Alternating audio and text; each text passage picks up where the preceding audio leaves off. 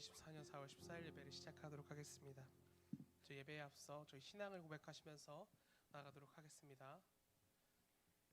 전능하사 천지를 만드신 하나님 아버지를 내가 믿사오며 그 외아들 우리 주 예수 그리스도를 믿사오니 이는 성령으로 잉태하사 동정녀 마리아에게 나시고 본디오 빌라도에게 고난을 받으사 십자가에 못 박혀 죽으시고 장사한 지 사흘 만에 죽은 자 가운데서 다시 살아나시며 하늘에 오르사 전능하신 하나님 우편에 앉아 계시다가 저리로서 산자와 죽은 자를 심판하러 오시리라. 성령을 믿사오며 거룩한 공회와 성도가 서로 교통하는 것과 죄를 사하여 주시는 것과 몸이 다시 사는 것과 영원히 사는 것을 믿사옵나이다. 아멘. 아멘. 여러분 한 주간 잘 지내셨나요? 근데 자리 배치가 되게 신기하게 되어 있네요. 네, 처음 보는 것 같은데 이 자리에 여러분을 하나님께서 부르셨습니다. 하나님께서 여러분에게 이 예배의 자리를 허락하셨습니다. 저희 예배 이제 찬양 들어가기 앞서서 잠깐 기도하셨으면 좋겠습니다. 짧게 할게요. 그렇게 오래 하지 않겠습니다. 그냥 주님, 내가 주님이 있는지 없는지 잘 모르겠으나 주님 계신다면 한번 만나주세요. 내가 주 예수를 믿도록 한 번만 만나주세요. 그렇게 하면서 잠깐 기도하시면서 나아가도록 하겠습니다.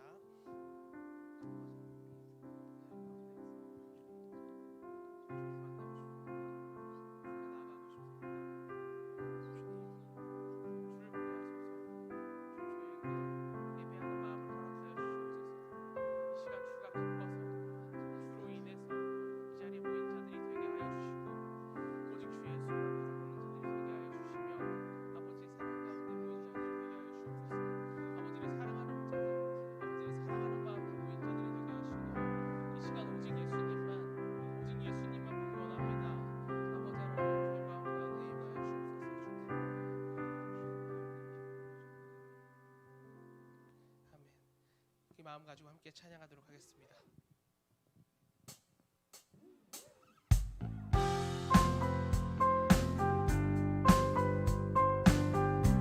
오늘 처음 하는 찬양인데요. 많이 어렵지 않으니까 함께 앞에 떠있는 가사 보면서 함께 찬양하셨으면 좋겠어요. 함께 고백합시다. 식량할 수 없는 영광을 다 버리고 찾아온 그 놀라운 사랑 강물같이 흐르는 십자가 은혜 내게 임하니 신실하신 주 예수 앞에 나가네. 다시 한 번 더 고백합시다. 측량할 수 없는 측량할 수 없는 영광을 다 버리고 나를 위해 찾아온 그 놀라운 사랑 강물같이 흐르는 십자가 은혜 내게 임하니 신실하신 주 예수 앞에 나가네. 오 주님 내 맘에 주를 예배하는 마음 주시고 주의 은혜를 내게 가르치소서. 오 나의 입술이 주의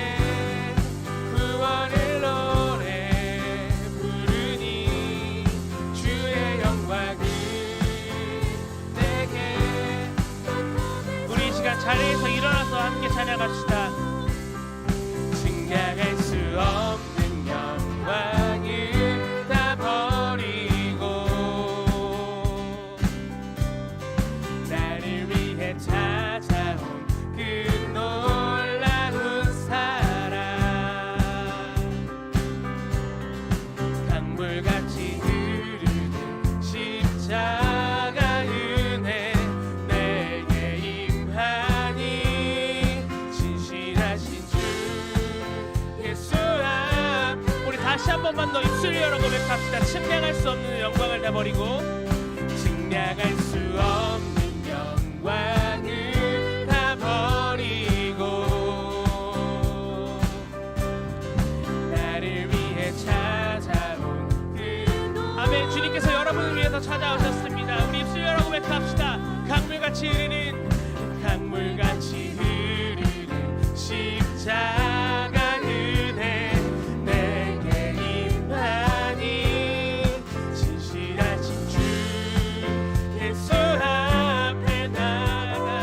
우리 주님 앞에 간절히 구합시다. 오 주님 내 맘에, 오 주님 내 맘에 주를 예배하는 마음 주시고 주의 은혜를 내게 가르치소서. 또 나의 입술이 주의 구원을 노래 부르니 주의 영광을 내게 나타내사매. 다시 한번 더 고백합시다. 주님 내 맘에, 오 주님 내 맘에 주를 예배하는 마음 주시고 주의 은혜를 내게 가르치소서. 아멘. 또 나의 입술이 주의 구원을 노래 부르니 주의 영광. 이 시간 성령의 임재를 기원하시면서 다시 한 번 더 고백합시다. 오 주님 내 맘에, 오 주님 내 맘에 주를 예배하는 마음 주시고 주의 은혜를 내게 가르치소서. 또 나의 입술이 주의 구원을 노래 부르니 주의 영광을 내게. 우리 마지막으로 한 번만 더 입술 열어 고백합시다. 오 주님 내 맘에, 오 주님 내 맘에 아멘 주를 예배하는 마음 주시고 주의 은혜를 내게 가르치소서. 오 우리 입술이 주를 노래합시다. 주의 구원을 노래 부르니 주의 영광을 내게 나타내소서. 아멘. 이 시간 주님께서 여러분과 함께 하시기 원합니다. 이 예배를 주님께서 인도하시기 원합니다. 주님께서 여러분의 마음속에서 역사하시기 원합니다. 함께 찬양합시다.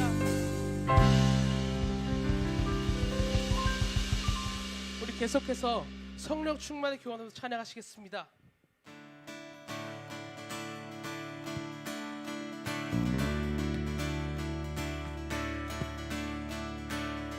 성령이여 내 영혼을 충만케 하소서. 내 속에 강물이 넘쳐나게.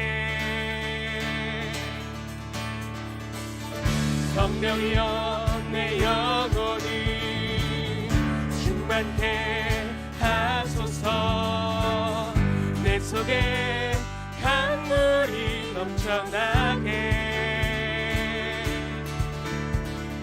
오 성령 하나님 나 다시 새롭게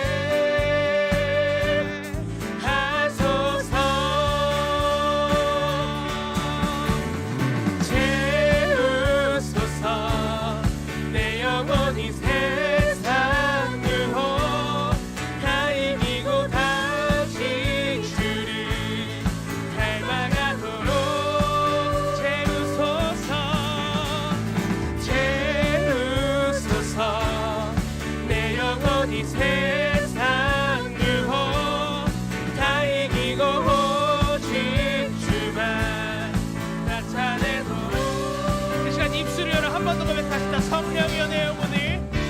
성령이여 내 영혼이 충만케 하소서.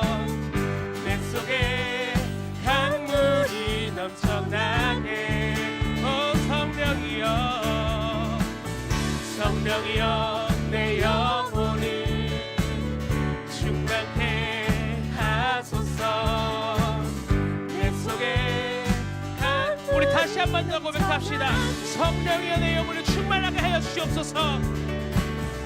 성령이여 내 영혼이 충만케 하소서. 내 속에 강물이 넘쳐나. 오 성령이여 내 영혼이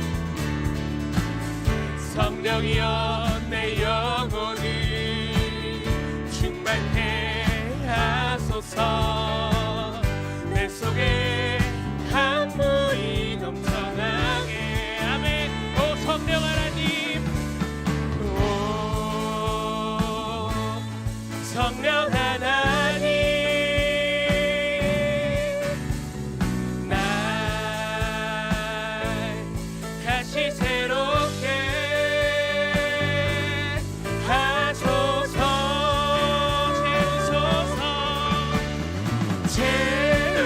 채우소서. 내 영혼이 세상 유혹 다 이기고 다시 주를 닮아가도록 채우소서. 주님 채우소서.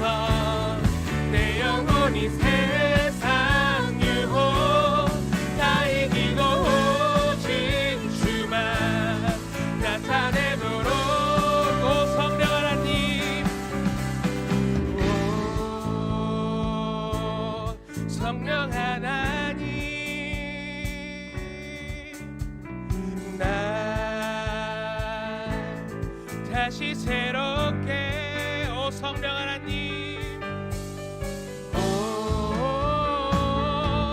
성령 하나님, 날 다시 새롭게, 날 다시 새롭게 하소서. 아멘. 채워주시옵소서. 채우소서.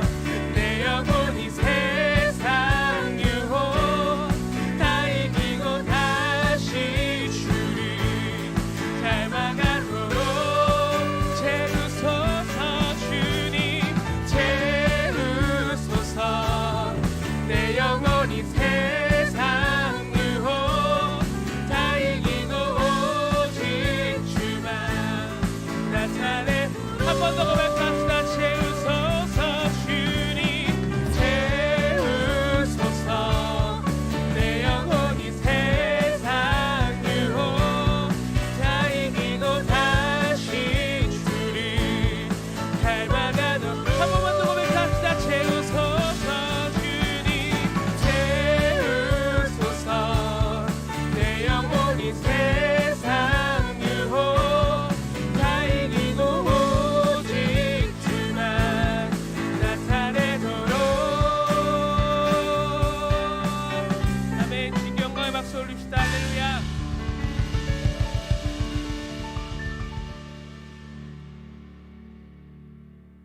이 시간 여러분이 방금 찬양하신 대로 정말 저희가 예배자되기 원한다고, 그 성령의 충만함을 받아 내가 예수를 믿는 믿음을 가지고, 내가 예수를 사랑하는 그 믿음을 가지고 이 시간 여러분 주님 앞에 예배하기 원한다고 함께 찬양합시다. 나는 하나님을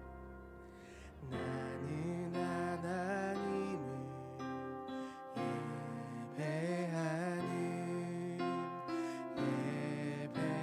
예배자입니다. 내가 서 있는 곳 어디서나 하나님을 예배합니다. 내 영혼 거룩한 은혜를 향하여 내 마음 완전한 하나님 향하여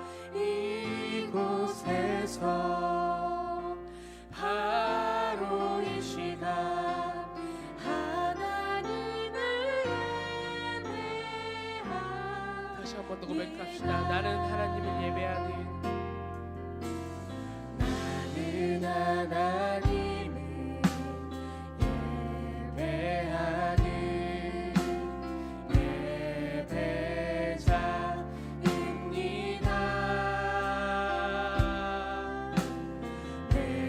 서 있는 곳 어디서나 하나님을 예배. 우리 다시 한 번만 더 고백하시죠. 나는 하나님을 예배하는 나는 하나님을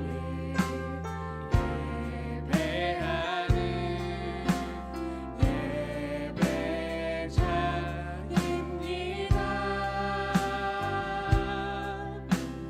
내가 서 있는 곳 어디서나 하나님을 예배합니다. 내 영혼 거룩한 내 영혼 거룩한 그대를 향하여 내 마음 완전한 하나님 향하여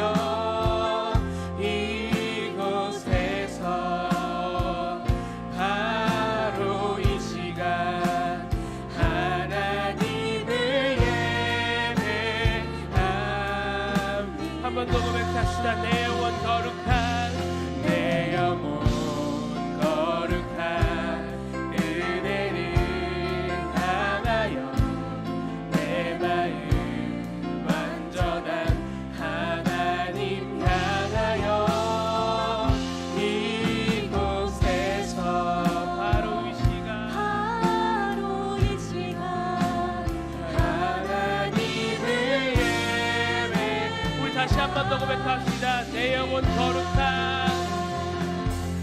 내 영혼 거룩한 은혜를 향하여 내 마음 완전한 하나님 향하여 이곳에서 바로 이 시간 하나님을 우리 다시 한 번 더 입술 열어 고백합시다. 내 영혼 거룩한 은혜를 향하여 내 영혼 거룩한 은혜를 향하여 내 마음 완전한 하나님 향하여 이곳에서 바로 이 시간 하나님을 예배합니다. 우리 이 시간 잠깐 기도하기 원합니다. 이 시간 기도하실 때는요, 여러분 하나님이 여러분을 예배자로 부르심을 믿습니까? 여러분 그 믿음 가지고 나가기 원합니다. 지금 이 자리에 나는 잘 모르겠어요 하시는 분들 계시면 주님 저에게 주님을 예배하는 마음 주시옵소서. 주님 저에게 그 계획을 보이시고 주님 저를 만나시옵소서. 그리고 이 자리에 예배자로 부르셨다는 그 소망과 확신이 있으신 분 계시면 주님 더욱더 주님을 제가 예배할 수 있게 하여 주옵소서. 내가 서 있는 그 삶의 자리에서 주를 예배할 수 있게 하여 주옵소서. 함께 고백하시면서 선포하시면서 나아가도록 하겠습니다. 아버지 하나님, 아버지 하나님, 주님, 제가 주를 신뢰하기 원합니다. 내가 삶으로 주를 예배하고 오늘로 그 순간에 주를 신뢰하기 원합니다. 주님, 저에게 주를 예배하는 마음을 허락하시고 저에게 주를 사랑하는 마음을 허락하여 주시옵소서. 아버지 하나님,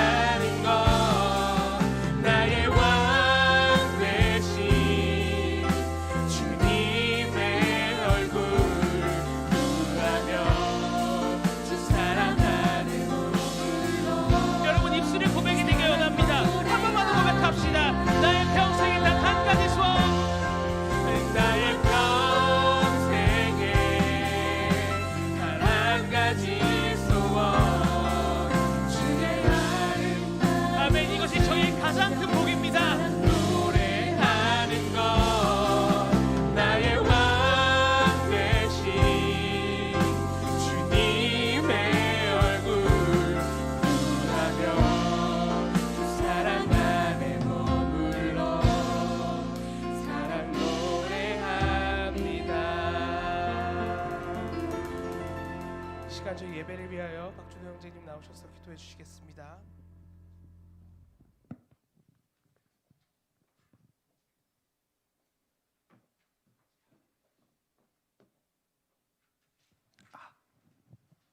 네, 기도드리겠습니다. 사랑의 주님, 오늘도 여느 주일과 같이 교회에 나와 다 같이 예배로 한 주를 시작할 수 있게 해주심에 감사를 드립니다. 이 시간 주님 앞에 나와 지난 삶을 돌아보게 하시고 모든 연약함을 내려놓기를 원합니다.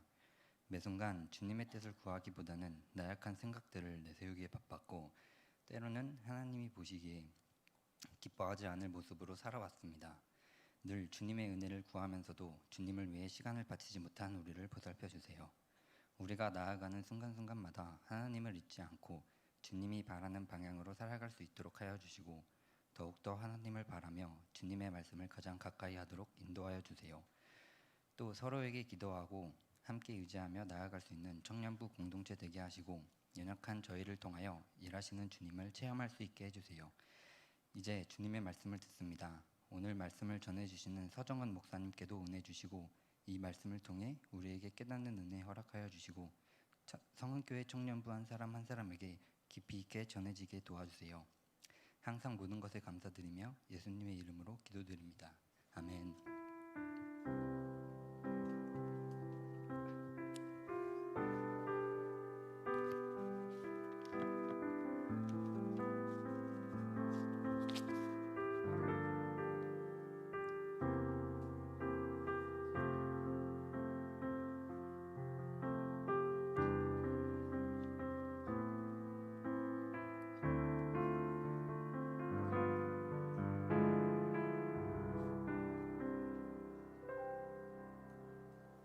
오늘 하나님께서 주신 말씀은 열왕기상 6장 1절에서 13절 말씀입니다.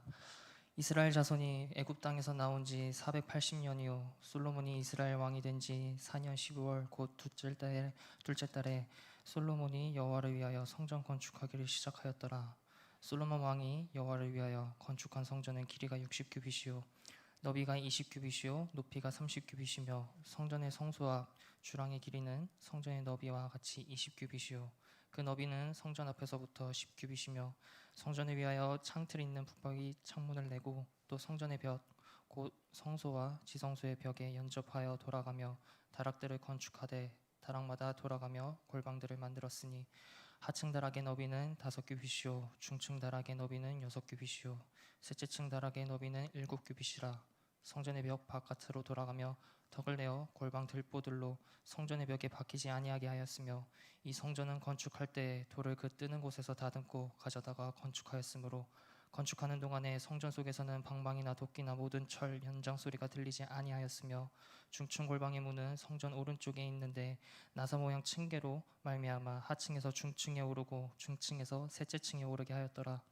성전의 건축을 마치니라. 그 성전은 백향목 석가래와 널판으로 덮었고 또 온 성전으로 돌아가며 높이가 5규빗 되는 다락방을 건축하되 백향목 들보로 성전에 연접하게 하였더라. 여호와의 말씀이 솔로몬에게 임하여 이르시되 네가 지금 이 성전을 건축하니 네가 만일 내 법도를 따르며 내 율례를 행하며 내 모든 계명을 지켜 그대로 행하면 내가 내 아버지 다윗에게 한 말을 내게 확실히 이룰 것이요 내가 또한 이스라엘 자손 가운데에 거하며 내 백성 이스라엘을 버리지 아니하리라 하셨더라. 이 말씀은 살아계신 하나님의 말씀입니다. 네, 반갑습니다. 네, 날씨가 굉장히 좋아졌죠? 굉장히 좋아져서 좀 꽃도 구경 갔어요? 꽃 보러 가셨어요? 네, 저도 갔다 왔는데 남편 노릇, 아빠 노릇 잘 하고 온 것 같아요. 목요일 저녁에 지난 목요일 저녁이었는데 석촌호수에 갔는데 와, 그 막 이제 작년에 좀 불미스러운 사건도 있고 해서 사람들이 많이 모이는 곳은 이제 경찰들이 알아서 이렇게 나오는 것 같아요. 갔더니 석촌호수에 사람들이 많이 있더라고요. 그리고 경찰들도 나와 있어가지고 질서 유지를 하더라고요. 이제 또 근데 봄이 또 금세 가요. 보면은 이제 곧 여름이 다가오고 이제 반팔, 반바지 또 더운 계절이 다가오는데 봄을 만끽하시기를 또 주의 이름으로 축복합니다. 성전 건축과 순종이라는 제목인데요. 제가 여기 강남구에 와서 살기 전에 이제 서초구에 살았었는데 서초구에 있었던 교회에 이제 몇 년간 부목사로 섬겼었는데 이 서초구 강남구에 와서 많은 좋은 점들이 있었는데 그 중에 하나가 뭐냐면은 경부고속도로로 바로 빠질 수 있다는 거였거든요.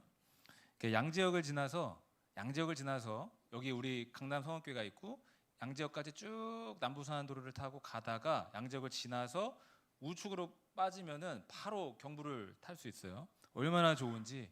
왜냐하면 이제 목회자의 특성상 장례나 이제 전국을 돌아다니면서 이렇게 성도들을 만나 뵈러 갈 때가 있는데 제가 그 저쪽 은평구 저기 서울 서울 위쪽에 살았을 때는 경부를 타려면은 저기 멀리서부터 경부 타려면 1시간 넘게 가로질러서 나와야 했단 말이에요. 근데 너무 좋은 거예요. 그 경부고속도로 이야기를 왜 했냐면요. 우리나라 그 정부 소유 자산 중에 가장 가치가 높은 게 바로 이 경부고속도로랍니다. 재산 가치가 12조 원이 넘는데요. 그러니까 지금 기준은 더 뭐 올라갔겠지만은 서울과 부산을 있는 각 종점으로 해가지고 이 충청도 또 경상도 다 가로질러 가지고 주요 도시를 연결하기 때문에 국토의 대동맥이다. 이런 말은 다 들어보셨을 거예요. 가장 긴 고속도로인데 놀라운 것들이 있어요. 뭐냐면 제가 그거를 이게 얼마 만에 그러니까 박정희 대통령 때 그 현대건설 정주영 회장이랑 같이 해서 이 합작한 걸 내가 알고 있지만 얼마 만에 이게 지어졌나 봤더니 2년 5개월 만에 68년에 시작을 해가지고 70년 그때 이렇게 됐다고 하더라고요. 근데 이 도로 때문에 우리가 굉장히 산업화를 많이 이뤘는데 박정희의 공이라고 지적을 합니다. 그렇죠? 많은 이제 역사의 평가들이 있지만 박정희 대통령에 대한 다른 여러 평가들이 있겠지만 이 경부고속도로만큼은 박정희의 공이다 이런 말을 하는데요. 그렇다면 한 나라의 지도자의 공이 뭔지 과가 뭔지 또 이번에 총선도 있었는데 이게 다 파악을 하잖아요. 근데 저 머나먼 나라 이스라엘 나라 그러니까 기원전 970년부터 931년까지 이스라엘의 제3대 왕으로 다스렸던 그 솔로몬 왕의 가장 큰 치적은 무엇인지 공은 무엇일까요? 오늘 그 설교 제목에 나와 있지만 성전 건축입니다. 가장 큰 공이 있다면 성전을 건축한 거예요. 하나님을 위해서 성전을 건축했는데요. 물론 후기 역사를 보게 되면은 예루살렘 성전이 솔로몬 왕에 의해서 건축된 이후로 바벨론에 의해서 파괴되어지고 다시 지어지기를 반복했지만 AD 70년경에 그 로마의 티투스 장군에 의해서 다 예루살렘이 함락되고 성전이 파괴되어 버립니다. 거기서 일부 남은 것이 서쪽 벽, 우리가 흔히 통곡의 벽이라고 하는 그 서쪽 벽이 남겨져 있는데 이게 그 유대인들은 통곡의 벽이라고 불리는 걸 원하지 않는데요. 우리가 나라를 잃은 그 슬픔을 가지고 통곡하고 머리를 막 왔다 갔다 뭐 손을 그 벽에다가 붙여놓고 기도하고 막 이러는 유대인들이 있는데 그 다른 나라 사람들이 통곡의 벽이다라고 하는 거를 그렇게 반기지는 않는다라고 해서 그냥 벽이라고 불리기로 원한대요. 서쪽 벽. 그리고 히브리어로 벽이 코텔이래요. 그래서 코텔, 서쪽 벽 이렇게 불리기를 원하는데 이 그 통곡의 벽과 관련해서 재밌는 게 뭐냐면은 많은 그 성지순례객들 또 관광객들이 이 통곡의 벽 한번 보겠다고 오잖아요. 근데 와서 신앙 있는 유대인들 같은 경우에는 여기 그 벽돌 틈에다가 기도문 종이를 다 이렇게 꽂아요. 꽂아가지고 이제 나의 기도가 하나님 앞에 올라갔으면 좋겠다. 근데 막 꽂을 데가 없으니까 막 저 높이 올려가지고 꽂아 놓으려고. 근데 어느 정도 되면은 다 수거를 해가요. 그리고 그 통곡벽을 관리하는 랍비청, 관광 이런 이때 그 담당 기구가 있는데 여기에 팩스랑 이메일이 굉장히 많이 들어온대요. 기도 제목으로. 그러니까 건강이 안 좋아서일 수도 있고 또 여러 가지 여건으로 인해서 정말 이 예루살렘 성벽을 보고 기도하고 싶지만 못 오는 사람들은 이제 메일을 팩스를 보내가지고 기도 제목을 그 종이에다가 써서 올려달라. 그렇게도 어느 정도의 그 수수료만 내면은 그렇게 해준다라고 하더라고요. 아무튼 현재는 그렇게 일부만 남고 예루살렘의 그 과거의 무한한 영광이 다 사라져 버렸지만 이 솔로몬 왕 때 첫 예루살렘 성전을 건축할 때만 해도 국가적인 사업이고 수많은 사람들이 이 사업에 동원이 되었고 엄청난 땀과 피가 흘려졌던 그런 사건이었습니다. 뭐 아까 그 경부고속도로 이야기를 했는데 경부고속도로도 제가 정확한 정보는 아니지만 사상자가 나왔어요. 그거 건설하는 과정 중에서. 근데 이 예루살렘 성전을 지을 때 얼마나 많은 사람들이 노력을 했겠어요. 국가적인 사명이니까. 솔로몬 왕이 이걸 하겠다고 하니까. 근데 이 성전 건축이 언제 시작되었느냐, 그것이 오늘 성경 6장 1절에 바로 나오게 됩니다. 한번 보도록 하겠습니다. 6장 1절 다 같이 읽어봅니다. 이스라엘 자손이 애굽 땅에서 나온 지 480년이요 솔로몬이 이스라엘 왕이 된 지 4년 12월 곧 둘째 달에 솔로몬이 여호와를 위하여 성전 건축하기를 시작하였더라. 이스라엘 자손이 이집트 땅에서 노예 생활로 지내다가 빠져나온 이후로 480년이 지나서야 이 자기 땅이 생기고 자기 성전, 그러니까 예루살렘 성전을 세우게 되었다라는 거예요. 하나님을 위해서 참 오래 걸렸어요. 애굽에서 나와서 또 광야를 지나서 광야 40년을 지나서 또 정복 전쟁을 하고 또 그 가나안 땅에 정착해서 사사 시대, 왕정 시대, 사울 왕 시대, 다윗 왕 시대, 솔로몬 시대까지 와가지고 이제 시작하는데 솔로몬 왕이 즉위한 지 4년이 되어서 2월에, 근데 여기 보니까 15월이라고 하는 약간 우리나라의 그 욕처럼 발음이 되는 15월이라고 하는 그런 달이 되었어요. 그러니까 이게 유대력으로, 그러니까 우리는 태양력을 쓰잖아요. 근데 유대인들은 유대력을 쓰잖아요. 근데 이게 차이가 있어요. 근데 저도 한번 공부를 제대로 한번 해보려고 그래요. 그래서 뭐 니산월, 뭐 12월 뭐 이렇게 있는데 이 솔로몬 왕이 즉위하고 4년이 돼서 첫째 해는 적폐를 청산하고 지난주에 이야기했던 것처럼 적폐를 청산하고 또 이제 2, 3년은 또 성전 건축을 위해서 여러 가지 준비를 하고 이제 4년이 되고 2월에 시작을 한 겁니다. 그런데 여기서 우리가 잠시 짚고 넘어가야 될 게 뭐냐면은 성전 건축을 위한 성전 건축을 위한 준비 단계는 솔로몬 더 이전부터 시작되었다라는 겁니다. 언제부터 준비했을까요? 정확하게 말하면 다윗 왕부터 그 성전 건축을 준비했습니다. 또 더 정확하게 이야기하면 솔로몬 왕의 아버지였던 그 다윗 왕 때에 다윗 왕이 스스로 직접 이 성전을 지으려고 했었습니다. 그런데 하나님께서는 네가 아니라 네 아들에게 이 성전 건축을 맡겨라. 너는 이 성전을 짓지 못하게 하겠다. 너는 아니다. 라고 했어요. 그 내용이 역대상에 기록이 되어 있는데요.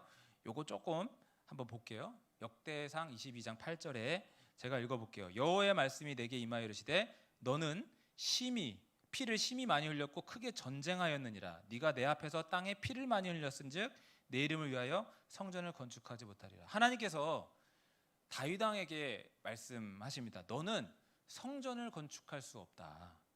건축하지 마라. 근데 그 이유에 대해서 너는 전쟁을 많이 했기 때문이다. 네 손에 피가 많이 묻어 있기 때문이다. 라고 하셨습니다.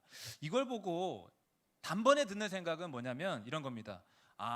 하나님께서 전쟁을 많이 치렀던 그 다윗에게는 사람들을 죽였던 그 피가 묻어 있기 때문에 그 손으로 거룩하신 하나님의 성전을 짓는 것을 꺼려 하셨겠다. 이런 생각이 일단은 단번에 들어요. 저도 그렇게 생각을 했는데, 근데 그거보다는 제가 조금 더 공부를 해봐야 되겠지만 그거보다는 다윗의 사명 따로, 솔로몬의 사명 따로, 사명이 달랐다. 이렇게 보면 좋을 것 같습니다. 이스라엘 역사에서 다윗 왕은 정복 전쟁을 통해서 이스라엘을 다스렸던 시기, 그리고 이 솔로몬 왕은 나라를 평화롭게 다스리면서 성전을 건축할 시기, 그러니까 사명이 달랐던 거예요. 예전에 그 최춘선 할아버지라는 분의 다큐멘터리를 본 적이 있는데 팔복이라고 보신 적 있으신가요? 보신 적 있으실 거예요. 이분이 이제 맨발의 전도자인데 추운 겨울에도 맨발로 그냥 지하철을 막 걸어 다니세요. 다니시면서 예수 천당 불신지요. 예수님을 전하는 그런 분인데 이제 보기에 따라서는 미친 사람처럼 보일 수밖에 없겠죠. 그리고 말도 어눌하셔서 무슨 말인지 알아듣기가 어려워요. 근데 이분의 마음 중심에는 예수님을 사랑하는 마음이 있어요. 예수님밖에 없어요. 그래서 이 집안에 들어가 봤더니 온통 그 예수님을 어떻게 전할까 전도지를 만들어서 스스로 제작해서 그 전봇대에 붙여놓고 그랬던 흔적들을 볼 수 있었는데요. 이분이 돌아가시기 전에 많은 그 명언을 남겼어요. 그것이 찬양으로 나오기도 하고 그랬는데 진리는 고독해도 날로 더욱 담대합니다. 그렇죠? 주 예수 날 안 버려. 또 이런 말씀도 있었죠. 또 뭐 있었어요? 누가 시켜요? 누가 말려요? 사명은 각자입니다. 하나님께서 사람을 부르셔서 주시는 일이 있는데 각자라는 거예요. 다윗에게는 정복자의 사명이 있었고 솔로몬에게는 나라를 태평천하 이렇게 안전하게 평화롭게 다스리는 그런 사명이 있었고 성전을 건축하는 사명이 있었다는 겁니다. 하나님께서 솔로몬을 향해 하신 말씀을 한번 보겠는데요. 역대상 22장 9절에서 10절입니다. 이 말씀 다 읽어보지는 않고요. 이런 말씀이에요. 하나님께서 다윗 왕의 그 왕위를 계승할 자가 솔로몬이다 라는 것과 솔로몬이 성전을 건축하게 될 것이다 라는 것이 9절 10절입니다. 여러분 어떤 생각이 드십니까? 하나님께서 각 사람에게 부여하시는 일이 따로 있다라는 거예요. 이 말은 나에게도 동일하게 나를 부르신 목적과 나를 부르신 뜻이 있고 나에게 부여하고자 하시는 일이 있다라는 거예요. 다른 사람은 차치하고 하나님과 여러분 사이에서 여러분의 그 부르심은 뭡니까? 한번 생각해 보면 좋을 것 같아요. 여러분에게 하나님이 원하시는 것.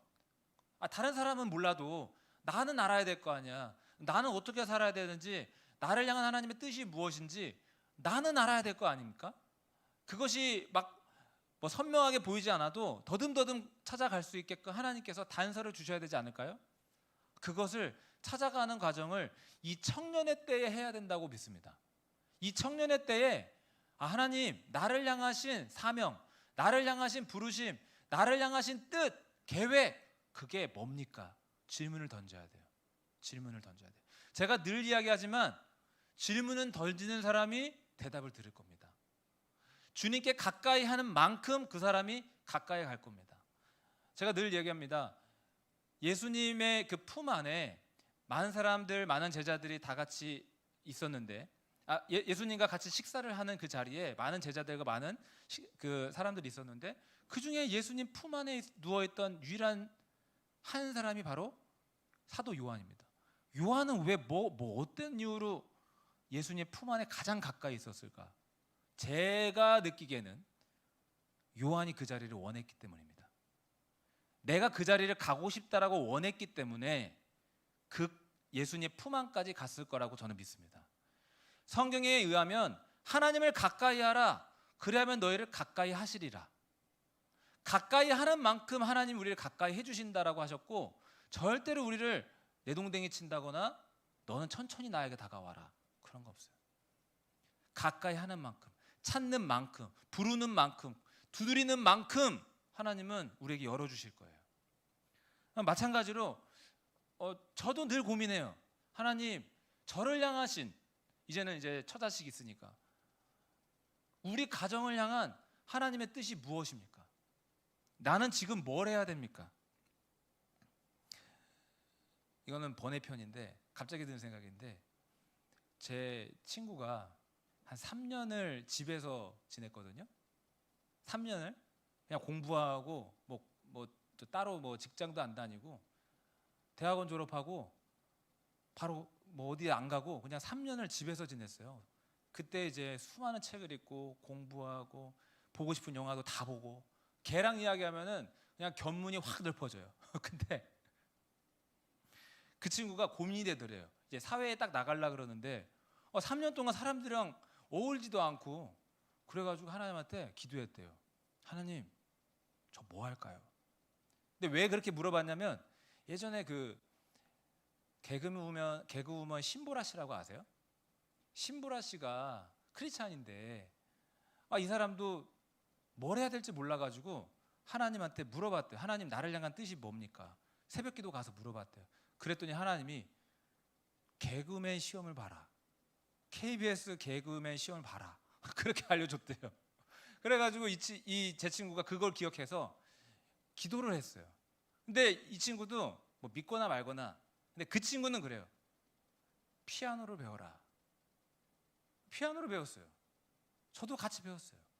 저는 지금 못 치는데 그 친구는 지금도 피아노를 칩니다. 그래. 앞으로 어떻게 쓰실지 모르겠어요. 그 피아노를. 근데 우리를 향한 하나님의 뜻, 나를 향한 하나님의 뜻은 무엇인가? 하나님께 한번 여쭤봤으면 좋겠어요. 그렇게 기도하시기를 주의 이름으로 축복합니다. 주님, 저를 왜 부르셨습니까? 주님, 나를 향한 하나님의 뜻은 무엇입니까? 오늘 꼭 기도해 보시기 바랍니다. 하나님은 이제 본문으로 돌아와서 솔로몬으로 하여금 예루살렘 성전을 건축하겠다라고 했어요. 그러면 무엇이 필요합니까? 각종 재료들이 필요할 거죠. 그렇기 때문에 선왕이었던 다윗은 솔로몬에게 성전을 맡기면서 네가 건축해라라고 하면서 미리미리 그 건축에 필요한 재료들을 다 준비해 둡니다. 금, 은, 여러 좋은 나무들, 돌들. 근데 이 많은 재료들을 먼저 막 준비했던 이유가 뭐였냐면 잘 만들고 싶은 이유도 있었겠지만 아들에 대한 좀 걱정이 들었던 것 같아요. 오늘 본문엔 안 나왔지만 역대상 22장 5절을 보시면은요. 한번 볼까요? 다윗이 이르되 내 아들 솔로몬은 어리고 미숙하고 여호와를 위하여 건축할 성전을 극히 웅장하여 만국의 명성과 영광이 있게 하여 할지라. 그러므로 내가 이제 그것을 위하여 준비하리라 하고 다윗이 죽기 전에 많이 준비하였더라. 이 솔로몬이 이 예루살렘 성전을 짓기까지는 많은 경험과 또 어떤 실력들이 필요한데 그것까지는 감당할 것 같지는 않으니까 내가 많이 준비해 줘야 되겠다 해서, 그러므로 내 아들은 부족한데 성전은 잘 지어야 되니까 준비해 놨다는 거예요. 또 무엇이 필요할까요? 사람이 필요하겠죠. 석수, 목수, 건축에 필요한 여러 기술 장인들이 필요할 거예요. 실제로 그런 사람들이 많이 있었대요. 역대상 22장 14, 15절을 보면 14절은 말고 15절만 한번 다 같이 읽어볼까요? 시작. 또 장인이 내게 많이 있나니 곧 석수와 목수와 온갖 일에 익숙한 모든 사람이니라. 보시는 것처럼 재료를 가지고 일할 많은 장인들이 있었습니다. 기술자들이 있었습니다. 그럼 이제 시작하면 되나요? 더 이상 뭘 준비할까 싶은데 제일 중요한 게 있어요. 뭐가 필요하죠? 뭐가 필요할까요? 설계도가 필요하겠죠. 재료도 있고 일할 사람도 있는데 어떻게 지어야 되는지 설계도가 필요할 겁니다. 설계도가 없이는 아무것도 못할 거예요. 제가 이 본문을 이제 묵상하고 설교문을 이제 쳐 내려가면서 들었던 생각이 있어요. 어렸을 때 기억인데, 여러분 레고 하세요? 레고 하세요? 지금도 하시는 분 있을 것 같아. 없으세요? 어렸을 때 저희 어머니에게 너무 감사한 것은 제가 사고 싶어하는 레고 시리즈는 다 사주셨어요. 와, 목사님 금수저였네. 그게 아니고 지금 생각해 보니까 저도 우리 아이가 막 이제 걷기 시작하는데, 아장아장 걷기 시작하는데 얘가 막 어디로 튈지를 모르겠어요. 근데 자식이 얌전하게 앉아 있으면 그걸로도 너무 편해요. 아마 저희 어머니께서 돈을 아끼지 않으셨던 이유가 저에게 얌전히 좀 있어라, 그거 하나만 가지고도 하루 종일 놀 수 있으니까 그랬던 것 같아요. 제가 좀 알아보니까요, 이 레고가, 여러분 모르겠습니다. 제가 기억이 안 나는데 그 시리즈가 있는데, 성 시리즈만 해도 저는 그거 다 했었던 것 같아요. 용마성 시리즈, 용마성, 뭐 비룡성 있는데 레고샵 같은 데 가보면은 지금 옛날에 6, 7만 원 했던 게 40만 원, 44만 원, 50만 원대 이렇게 됩니다. 그 케이스가 있는 것은 더 비싸게 부르고 케이스가 없고 딱 그 블록만 있으면은 더 적게 부르고 그러면 새 제품 얼마냐? 거의 200만 원, 300만 원 부르는 게 값일 정도로 90년대 나왔던 성 시리즈만 해도 한번 갖고 놀아보세요. 하루 종일 너무 재밌게 놀 수 있어요. 근데 왜 이 생각이 들었냐면 어렸을 때 그 레고 블록들을 다 펴놓고서 갸우뚱했던 기억이 있어요. 이거 어떻게 이게 설명 조립을 어떻게 해야 되는지 설명을 다 있는데 내가 그거를 못 파악하겠는 거예요. 파악이 안 되는 거예요. 막 그랬어요. 네. 거두절미하고 죄송합니다. 네. 우리가 그 수많은 피스들도 조립 설명서가 없으면 만들지 못하는데 그 웅장한 예루살렘 성전을 짓는 데 있어서 조립 설명서와는 물론 다른 거지만 설계도가 없이 어떻게 지어지겠냐고요. 설계도가 없으면 전혀 지어질 수가 없죠. 그런데 이 설계를 누가 주셨냐면요. 하나님이 주셨어요. 하나님이 다윗 왕에게 주셨고요. 다윗 왕이 솔로몬에게 설계가 이렇게 진행이 됐다라고 알려줬대요. 역대상 28장 19절입니다. 한번 볼까요? 다 같이 읽어볼게요. 다윗이 이르되 여호와의 손이 내게 임하여 이 모든 일의 설계를 그려 나에게 알려주셨느니라. 하나님의 손이 임하여 하나님의 영이 임하여서 설계가 나에게 주어졌다. 그리고 22장 11에서 12절인데요. 11절만 한번 볼까요? 다 같이 시작. 다윗이 성전의 복도와 그 집들과 그 곳간과 다락과 골방과 속죄소의 설계도를 그의 아들 솔로몬에게 주고 역대상 22장 11절이거든요. 솔로몬에게 주어 잘못됐나요? 또 오늘도 실수했나 봐요. 죄송해요. 근데 보시는 바와 같이 하나님께서 설계도를 직접 다윗 왕에게 주셨고 그 설계도가 후대에 솔로몬 왕에게 갔어요. 여기서 생각해 볼 것은 뭐냐면요. 우리 인생의 설계도예요. 우리 인생의 설계도를 그림에 있어서 하나님의 설계를 배제하지 않았으면 좋겠습니다. 그분은 완전하신 설계를 하실 수 있는 분인데 내가 내 설계를 하고 내 인생을 내가 끌고 가겠다. 그거는 말도 안 된다라는 생각이 듭니다. 인생에 설계도가 없으면 안 되니까 많은 자기계발서에서 뭐 목표를 세워라, 비전을 그려라 많은 얘기를 하지만 이 설계에 있어서 하나님이 없이 내 인생을 설계한다? 저는 말도 안 된다고 생각합니다. 무의미하다고 생각합니다. 하나님을 배제한 인생 설계는 결국에는 다시 그려야 된다거나 수포로 돌아갈 수가 있는 거죠. 성우 이민아 씨라고 있는데요. 이분이 이제 성우명이 따로 있어요. 미나리라고 들어보셨어요? 근데 이분이 많이 유명하진 않을 거예요. 인터뷰도 하지 않고 뭐 사람들에게 알려진 얼굴도 별로 이렇게 안 나타났고 하니까. 근데 왜 유명해졌냐면 애플이 주로 광고할 때 어떻게 하나요? 음악 깔거나 어떤 효과음 같은 걸 넣어가지고 이렇게 심플하게 가잖아요. 근데 우리나라 애플 광고에 성으로 유일하게 썼는데 이분이 들어왔어요. 그래가지고 뭐 맥 광고 할 때 그 여자 목소리가 예쁘게 깔리거든요. 근데 이분이 참여했어요. 그 외에도 코카콜라라든지 여러 세계적인 그런 대기업에서 목소리로 출연을 했는데 이분이 인터뷰를 하네요. 근데 기독교 언론사와 인터뷰를 했어요. 그러니까 왜 인터뷰를 이렇게 응하셨나요? 그러니까 기독교 언론사와 인터뷰를 할 때 하나님 이야기를 할 수 있을 것 같아서. 그러니까 이분의 삶에서 하나님이 너무 중요한 거예요. 인터뷰를 그 텍스트를 조금 읽어보니까 막 길지도 않은데 이런 내용이에요.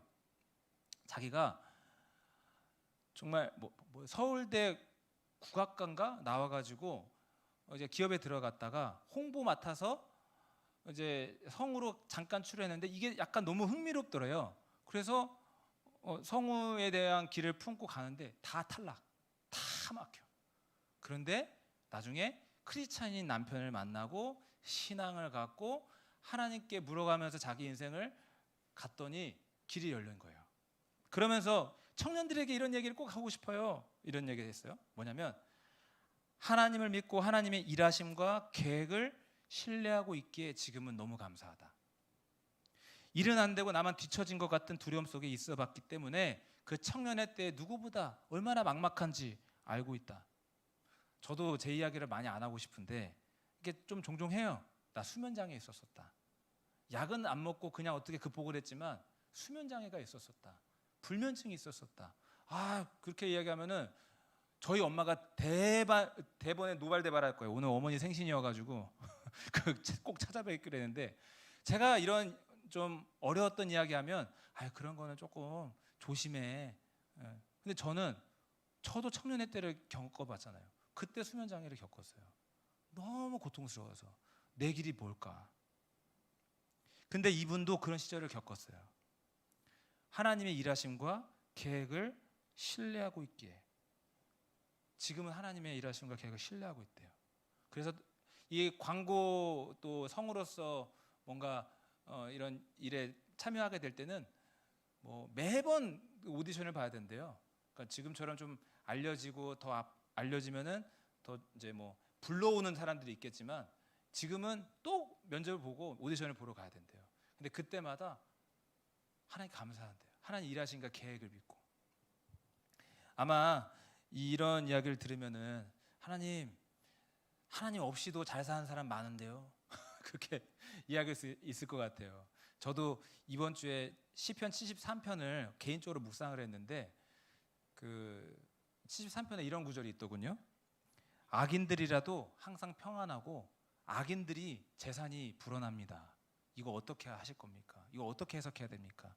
그 시인이 막 그래요. 하나님 없이도 인생 잘 살아가는 사람도 있는데 근데 성경에는 종국에 종말로는 파멸일 것이다. 악인은. 여러분 성경의 기록과 기독교 신앙에 따르면 하나님 없이는 우리의 인생이 살아갈 수 없다라고 합니다. 우리가 집을 세워도 하나님이 집을 세워주지 않으시면은 그 집은 세워질 수 없다. 아무리 성을 밤낮 지켜도 하나님이 그 성을 지켜주지 않으시면 그 성은 무너지고 만다. 여러분 하나님과 함께 인생을 그리시기를 주의 이름으로 축복합니다. 네, 빨리빨리 하겠습니다. 그만은 할 수는 없고 네, 한 10분만 하겠습니다. 한 30분 안에 항상 끝내려고 하는데 이제 오늘 본문에서 짚고 넘어가고 싶었던 말씀이 7절이에요. 7절 한번 다 같이 읽어볼게요. 시작. 이 성전은 건축할 때에 돌을 그 뜨는 곳에서 다듬고 가져다가 건축하였으므로 건축하는 동안에 성전 속에서는 방망이나 도끼나 모든 철 연장 소리가 들리지 아니하였으며.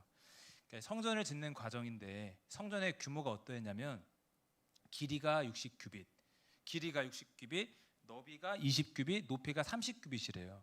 근데 규빗은 대체 무슨 단위며 몇 센치일까? 우리가 가장 편한 거는 몇 센치인지 또 몇 미터인지 이거잖아요.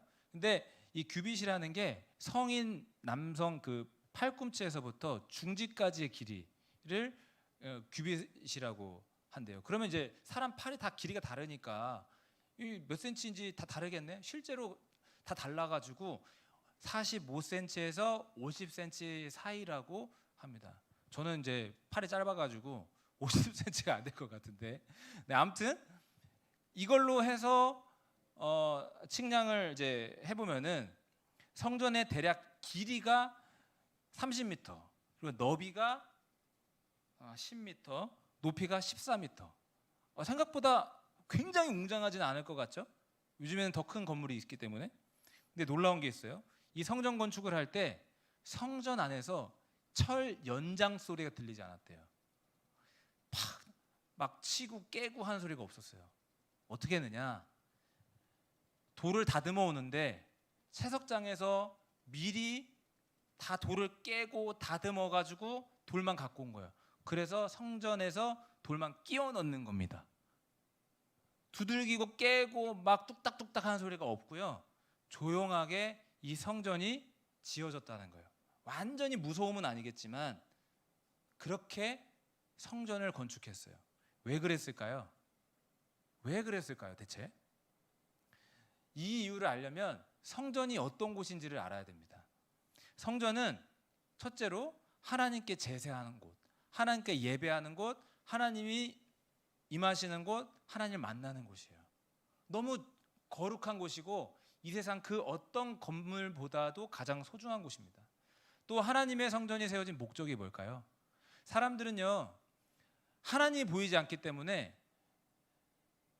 성전이 없으면 우리의 왕과 우리의 통치자가 하나님이시다라는 것을 못 믿을 수도 있어요. 근데 이 성전을 세워놓음으로 우리의 진정한 왕과 통치자는 하나님이시다라는 것을 알려줄 수 있는 거거든요. 그러니까 이런 목적으로 하나님께 예배하는 곳, 하나님의 권위를 보여주는 곳, 하나님의 그 명예를 보여주는 곳. 근데 이 성전을 건축함에 있어서 솔로몬은 이렇게 생각했던 것 같아요. 철 연장 소리, 누군가를 죽일 수 있는 무기가 되는 그 철 연장 소리가 이 성전을 만들 때 쓰여지고 소리가 나면 안 되겠다. 이 성전에 대한 그 깊은 사랑이 있기 때문에 그렇게 했던 것 같아요. 피 흘리게 하는 그 철 무기가 그 무기 소리가 이 성전에서 들리면 안 된다. 하나님의 성전은 거룩한 곳이다. 여러분, 이 솔로몬 성전이 지어질 때 솔로몬이 얼마나 이 성전을 소중하게 여겼는지를 생각해 봤으면 좋겠습니다. 그리고 오늘날 우리에게 적용해서 하나님의 교회를 우리가 얼마나 어떻게 생각해야 되는지 한번 생각해 봤으면 좋겠습니다. 우스운 이야기인데요. 빨리빨리 맞출게요. 우스운 이야기인데 제가 예전에 이렇게 코를 팠어요. 근데 마침 코를 팠던 장소가 교회예요. 코딱지까지는 안 나왔는데 코 부스러기가 나왔어요. 여러분 그런 경험 있으세요라고 말하면은 좀 부끄러울 수도 있겠죠? 코가 너무 간지러운데 어떡해? 코 좀 파야지. 여러분 팠어요. 코딱지가 나왔어요. 코 부스러기가 나왔어요. 근데 제가 코를 팠던 곳이 교회였어요.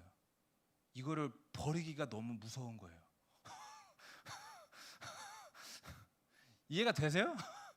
그래가지고 제가 코딱지를 어떻게 했냐면 주머니에 넣었어요.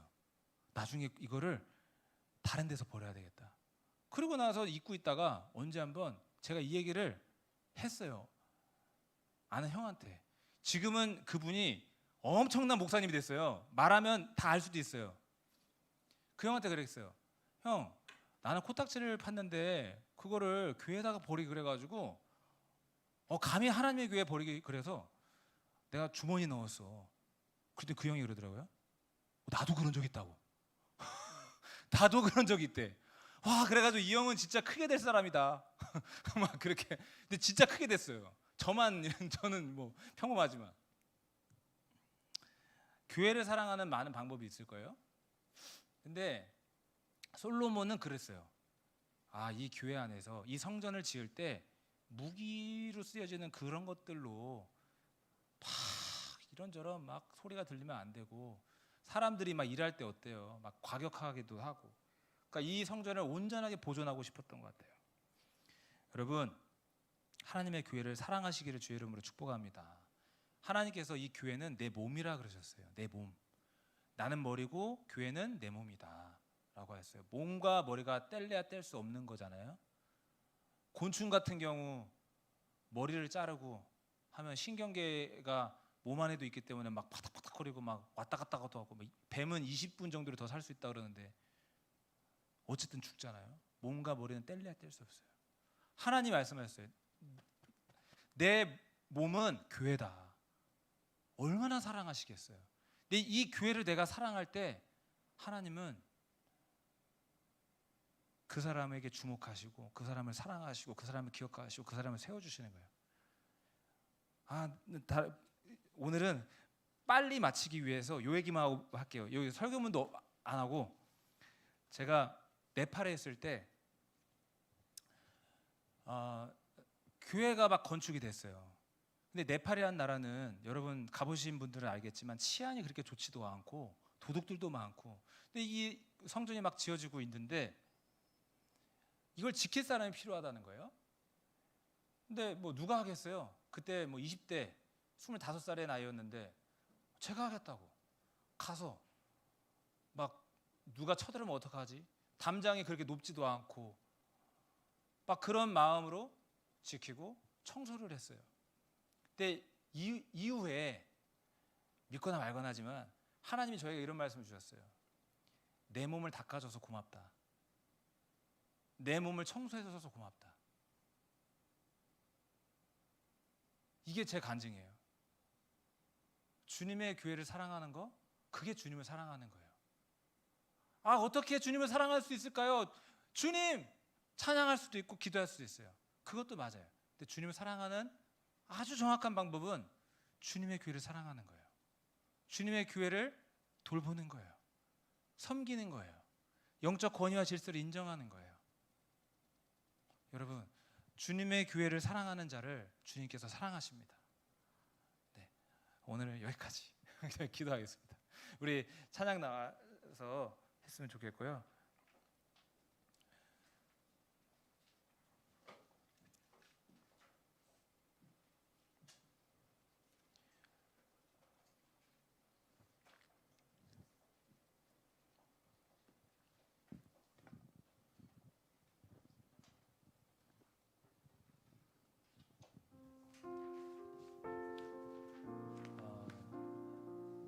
오늘 기도 찬양하고 기도하실 때 한번 하나님께 여쭤봤으면 좋겠습니다. 하나님, 사명은 각자라면서요. 나를 향한 하나님의 뜻은 무엇인가요? 하나님 없이 인생을 그릴 수 없는데 완전하신 설계자가 되시는 주님이 내 삶을 지도해 주시고 알려주시고 인도해 주셔야 되는데 나는 어디로 가야 합니까?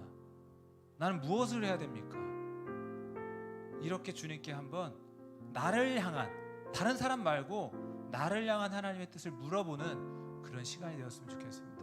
그리고 나아가서 나를 부르신 이 자리, 이 하나님의 교회 안에서 예배할 수 있었으면 좋겠습니다. 제가 찬양을 아까 부르면서 실제로 울진 않았지만 마음으로 흐느꼈어요. 아, 내 마음에 예배하는 마음이 사라지고 있는 건 아닐까? 목사의 옷을 입고 목회를 하고 있지만 내 안에 하나님을 사랑하는 예배하는 마음이 사라지고 있는 건 아닐까? 겉으로만 예배하고 있는 건 아닐까? 하나님께 내 손을 뻗어서 하나님의 옷자락이라도 만지기를 원합니다. 그런 마음이 내 안에 사라지고 있는 건 아닐까? 사라지고 싶지 않았어요. 그래서 더 손을 높이 뻗고 싶었어요. 여러분, 예배하는 자를 하나님이 부르시고 두드리는 자에게 열어주시고 찾는 자에게 가까이 해주시고 하나님을 구하는 자에게 열어주실 것입니다. 그 믿음으로 하나님께 더 가까이 나아갔으면 좋겠습니다. 우리 찬양하겠습니다.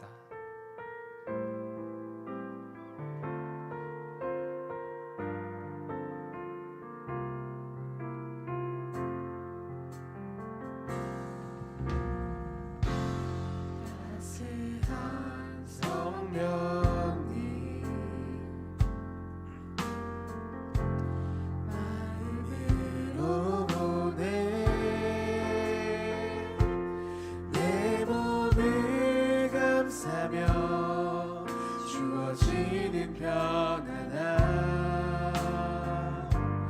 만족함을 느끼네. 사랑과 진리에 한 줄기 빛보네. 내 몸을 감싸며 주어지는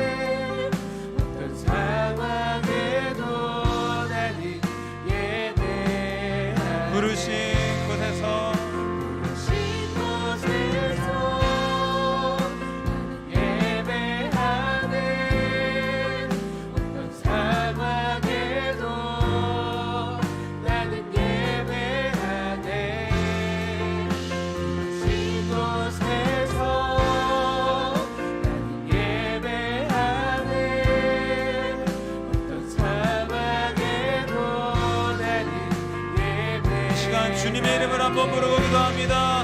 주여, 하나님, 나를 부르신 그 부르심의 자리가 어디인지 알기를 원합니다. 나를 향한 하나님의 뜻과 계획이 어디인지를 알기를 원합니다. 주님, 내가 어디로 가야 하는지, 무엇을 해야 하는지, 하나님이 나를 향한 하나님의 그 뜻과 계획이 무엇인지 알기를 원합니다. 그곳에서 예배하기를 원합니다.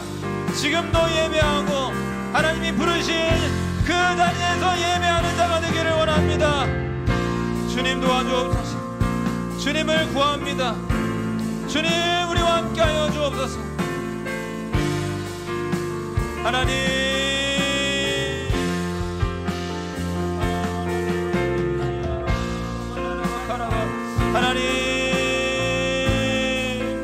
나를 향한 하나님의 뜻과 계획이 어디에 있는지를 알 수 있게 원합니다. 하나님, 하나님이 원하시는 자리에 있기를 원합니다. 내가 어디에 있기를 원하시는지 주님 가기를 원합니다. 주님 돌봐 주옵소서. 주님 함께하여 주옵소서. 주여, 예배하는 마음 회복해 도와주시옵시고 하나님과 예배하며 하나님과 행복하게 살아가는 우리의 삶이 되어질 수 있도록 도와주옵소서. 주여, 함께하여 주옵소서. 주님, 주님의 인도하심을 구합니다. 주님, 우리에게 말씀하여 주옵소서. 우리에게 말씀하여 주옵소서. 우리에게 말씀하여 주옵소서. 우리를 인도하여 주옵소서. 주님, 구하고 찾을 때 주님이 우리에게 응답하여 주실 것을 믿습니다. 주님, 역사하여 주옵소서.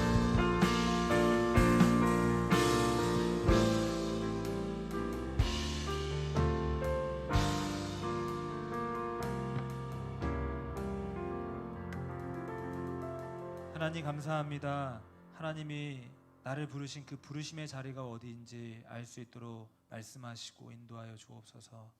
나아가 부르신 자리에서 예배할 수 있기를 원합니다. 지금 오늘 이 자리에 불러주셨사오니 내 중심 다른 데 있지 않고 하나님께 있기를 원하오니 나를 붙드사 하나님께 더 가까이 나아가도록 도와주옵소서. 살아계신 예수님의 이름으로 기도합니다. 아멘. 봉헌하겠습니다.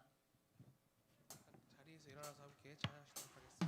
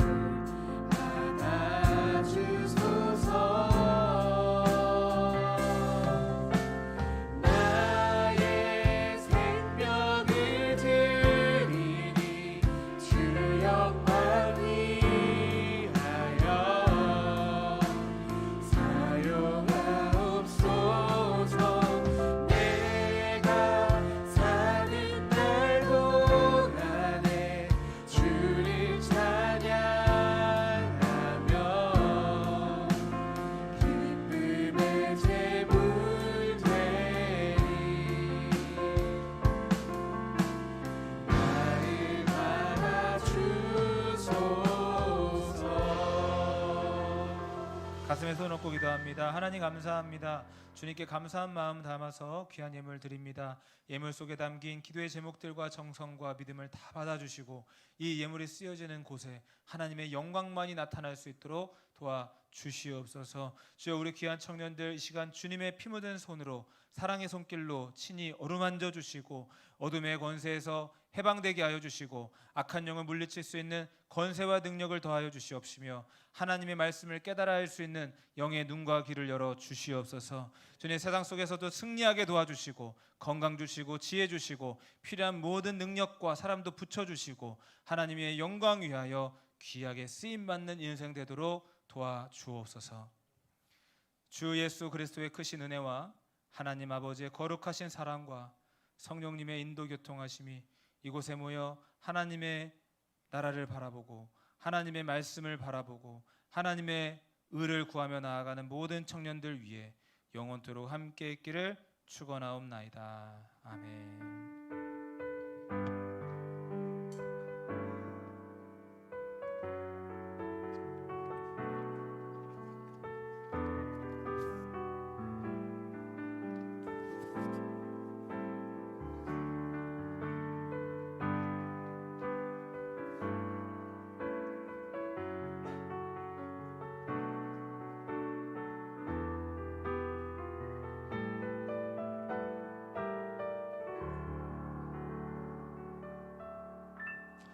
네, 예배를 모두 마쳤습니다. 저희 서운교회 서운 비전 청년부에 오신 여러분들을 진심으로 환영합니다.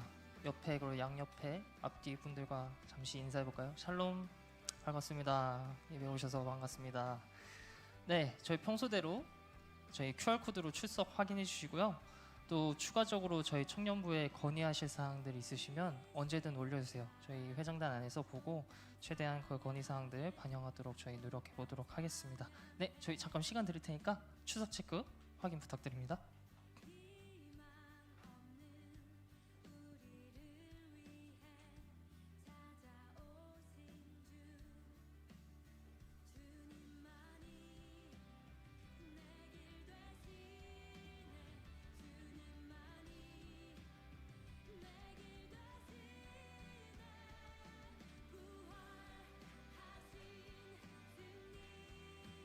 네, 출석 체크 어느 정도 된 것 같으니 다음으로 넘겨주세요. 네, 다음 주 임사자 기도는 진성호 형제님, 성경봉독은 김장현 형제님, PPT는 김예빈 자매님, 주고 김서원 자매님, 봉헌 김대현 형제님이십니다. 임사자분들께서는 한번 확인해 주시면 감사하겠습니다. 네, 저희 그리고 소그룹 리더분들께서는 다음 주 21일 일요일 예배랑 소그룹 모임 이후에 3시 반 청년부실에서 저희 리더 모임이 있을 예정입니다. 그래서 리더분들께서는 시간과 장소 확인해 주셔서 다음 주에 다 같이 모여서 교제하고 또 다 같이 나누는 시간 되었으면 좋겠습니다. 네. 그리고 오늘 이제 교사 기도회가 있습니다. 청년 교사분들 혹시 한 번만 손 들어와 주실까요? 오늘? 네, 저희 청년부에서만 청년 교사분들이 한 13분 되세요. 되게 많이 되시는데 오늘 그러다 보니까 이제 리더랑 이제 부리더 분들께서도 많이 교사 기도에 참여를 하셔야 되는 상황이라서 오늘은 소그룹별로 말고 다 같이 서로 소그룹 이제 같이 해보시지 못한 분들이랑 다 같이 모여서 오늘 날씨가 좋더라고요. 그래서 양재천 다 같이 걸으면서 같이 이야기하지 못했던 다른 소그룹 원들이랑 같이 교제하는 그런 시간 가지셨으면 좋겠습니다. 네, 다음 넘겨주세요. 네, 그리고 생일입니다. 오늘 민경 누나 오늘 생일이신데 대현이는 또 내일 생일이에요. 네, 다 같이 생일 축하한다고 박수 부탁드리면 감사하겠습니다. 네, 다음 넘겨주세요. 네, 오늘 그러면 각자 점심 드시고 자유롭게 오늘 교제해 주시면 되겠습니다. 네, 오늘 광고 마치겠습니다. 감사합니다.